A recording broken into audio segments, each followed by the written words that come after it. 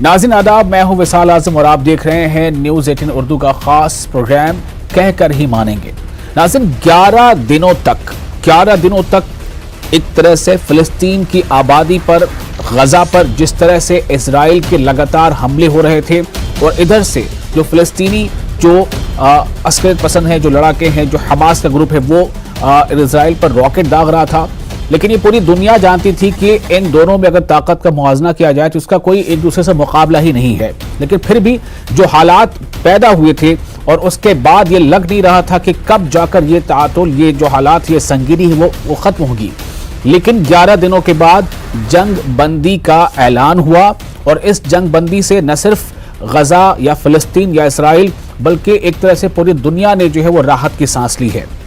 کیونکہ ان 11 دنوں میں ایسے کئی معاملے آئے جب کئی ملکوں کی طرف سے اس تعلق سے بیانات آئے اور ایسا لگنے لگا کہ شاید پوری دنیا یا تمام جو ممالک ہیں وہ دھیرے دھیرے دو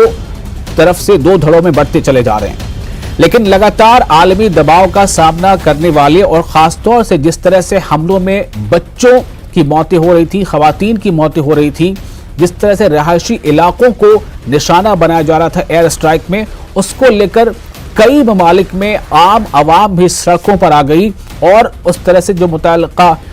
ممالک ہیں ان پر کافی دباؤ بنا۔ اور اب یہ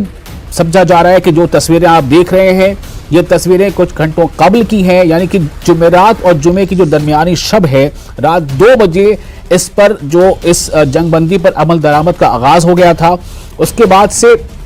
غزہ میں اور مسجد الاقصی کے کمپاؤنڈ میں، احاطے میں، فلسطین کے دیگر علاقوں میں، یہاں تک کہ جو اسرائیلی آبادی کے بیچ رہنے والی کچھ جو عربز ہیں ان میں بھی خوشیاں منائی گئیں اور ان کا اپنا یہ دعویٰ تھا کہ اس میں ہماری دراصل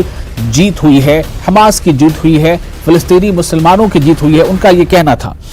اس میں کس نے کیا رول نبھایا یہ بہت حد تک واضح ہے۔ یو این میں کس طرح سے تمام ممالک نے اپنی اپنی باتیں رکھی، امریکہ کا کس طرح سے پہلا اسٹینڈ رہا، ترکی نے اس کے بارے میں کیا کہا،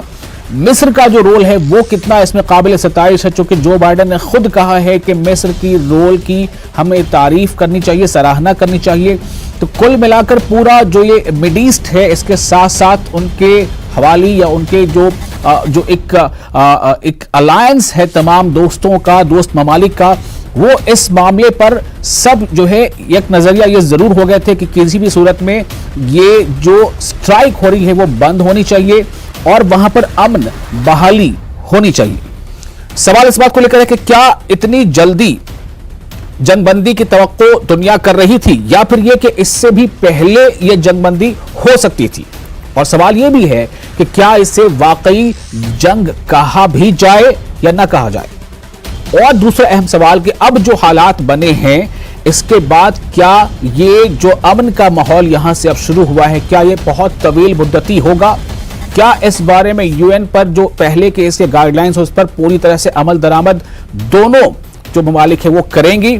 چونکہ آج بھی جو جمعے کی نماز کے بعد مسجد اقصی کی جو تصویر آپ کو میں دکھانا چاہوں گا، آج کی جو تصویر ہے جمعے کے نماز کے بعد، یہ مسجد اقصی کی آج کی تصویر ہے جہاں پر یہ دیکھا گیا کہ اسرائیلی پولیس جو ہتھیار بند تھی اس نے ٹیئر گیس یعنی آنسو گیس کے گولے داغے اور وہاں پر ایک تناؤ کا ماحول پھر سے بن گیا ہے، خاص طور سے مقبوضہ جو مشرقی یروشلم کا علاقہ ہے وہاں پھر سے ایک تناؤ کا ماحول ہے۔ اس لیے یہ سوال اٹھتا ہے کہ یہ کتنی طویل مدتی یہ جنگ بندی جو ہے یہ قائم رہ پائے گی۔ ہمارے پاس ایسے کئی سوالوں کے جواب دینے کے لیے بہت سارے ماہرین ہمارے ساتھ جڑے ہوئے ہیں، ہم ان کا تعارف کراتے ہیں۔ ہمارے ساتھ ڈاکٹر راجن کمار ہیں جو ایسوسیٹ پروفیسر ہیں international studies J N U کے،